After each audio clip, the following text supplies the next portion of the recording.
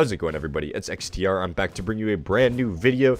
Today we're talking about something that is very important, yet so many people seem to miss in this game. Even at Diamond Rank, which I am currently playing at, people seem to get this wrong half the time. So I'm here to kind of clear the air and kind of teach proper ways to actually rotate on sites. Because a lot of people seem to think that rotating a site would be just pulling everybody off of A and going to another site, leaving it completely exposed once there is contact made.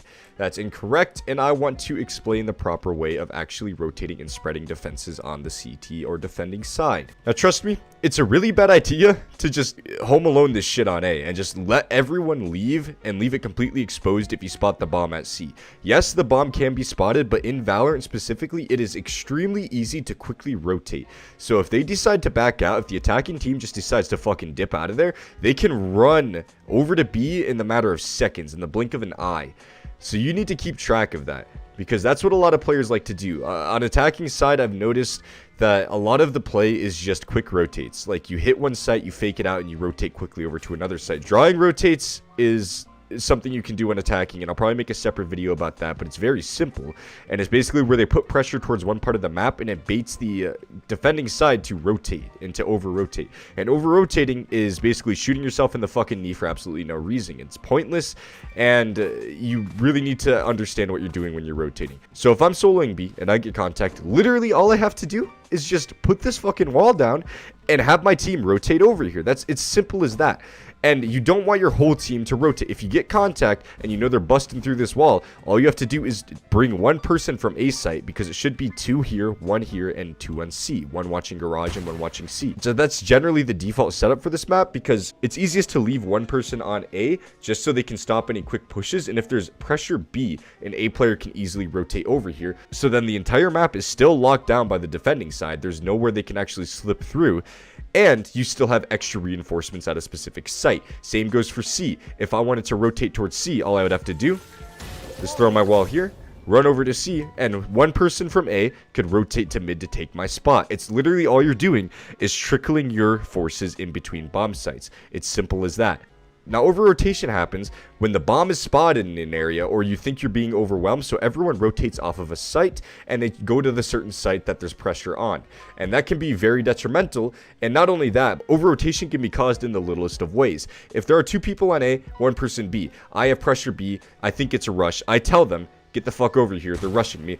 2 people from A decide to leave, as opposed to maybe like 1 person from garage and 1 person from A coming. That leaves all of A exposed, and they can just walk in if they decide to leave.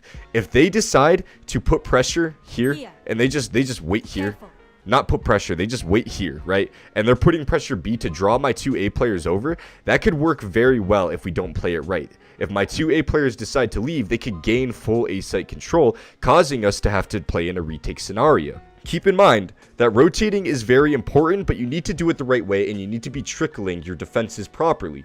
If you over-rotate, that can be extremely detrimental, and you can lose a bomb site, forcing you to retake a site, which is, on this map in particular, retaking is pretty fucking hard. Now, one thing you need to note is when you're setting up, every bomb site pretty much is going to have what's called an anchor. And the anchor is the person that stays behind and doesn't rotate, just in case they decide to come back. Having an anchor on a site is very strong. You can't necessarily have an anchor towards C, but in C, what you can do is you can play on this box here.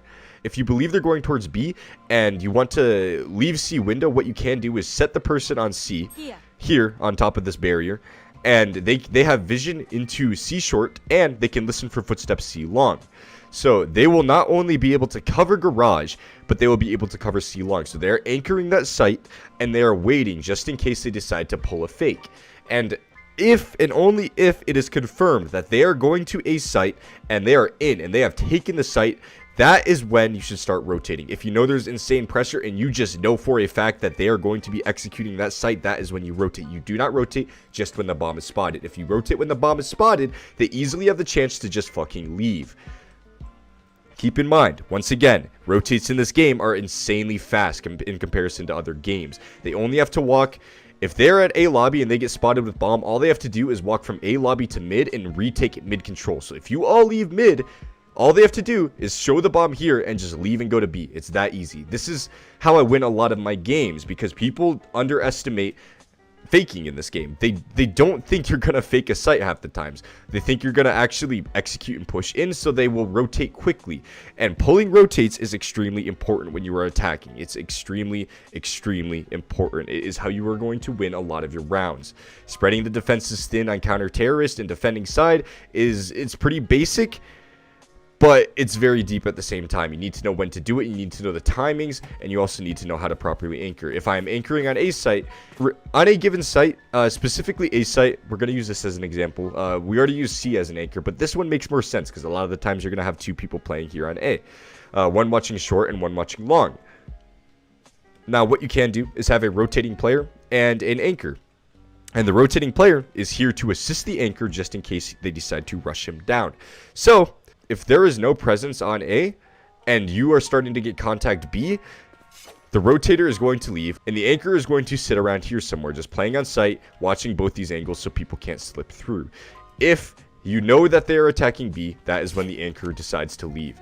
And you have to be wary of the back because sometimes lurkers will come in behind while you're trying to retake a site. So be wary of that as well.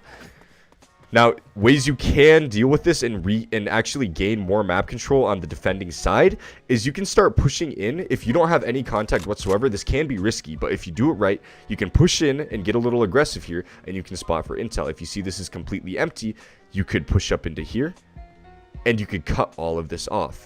So this is cut off. Your team no longer has to even worry about a site. If there are 5 of us alive and I am in here just waiting, not only can I hear them if they decide to run, because trust me, if they are in spawn, they will most likely be running towards this area.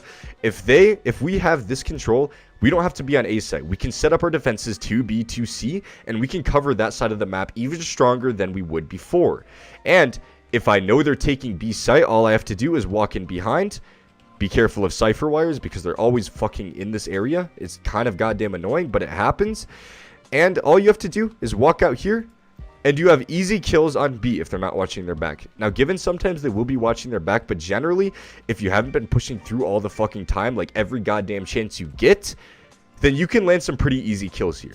So it's very simple. I just wanted to go over it because a lot of people don't actually understand how to properly do it. It's not their fault, obviously. I mean, it makes sense, right? You see the bomb, you leave. But no, that's not how it should be played. You can't just rotate solely off of the bomb being spotted. You cannot do that. That will leave you vulnerable in a lot of times, and you will lose a lot of rounds if you play in a play style like that. Cut out over rotation and play it smart. That's pretty much all I wanted to cover in this video. It's a very simple video, so I really hope you guys actually got something out of this because I broke it down kind of as simply as I can. It may be all over the place with the way I was explaining it, but for the most part, I believe I got the points across pretty fucking clearly. Now, you guys wanted this on the straw poll, so I put this up there, and I feel like it's a good video to actually cover because I wasn't actually thinking about doing this, but then I thought about it, put it on the straw poll. Y'all want to see it, so here it is. I hope you guys enjoyed. If you did, go ahead and leave a like, comment below. Tomorrow we have something special. We have another aim routine. This one's going to be a bit more advanced. This is one of the actual routines I did in Counter-Strike when I was in depth, like going 40-45 minutes a day. So this one's going to be a bit more fucking intensive for all you try-hard gamers. So keep track of that. That's coming soon.